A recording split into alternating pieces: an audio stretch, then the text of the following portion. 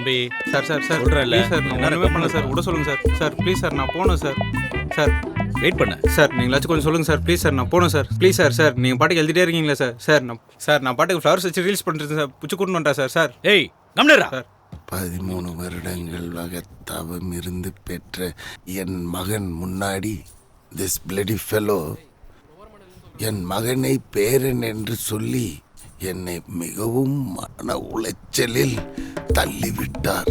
ஆகவே ஐபிக்கோ சிபிக்கோ வேற என்னெல்லாம் கடுமையான தண்டனை இருக்கோ அந்த கிளாஸ்லாம் போட்டு இவனை மினிமம் 6 மாதம் உள்ள தள்ளிட்டீங்கன்னா இந்த மாதிரி ஆளுங்க வாய் கொழுப்பு அடங்கிடும் சார். இன்னும் கூட என்னால் அந்த இன்சல்ட் தாங்க முடியல சார்.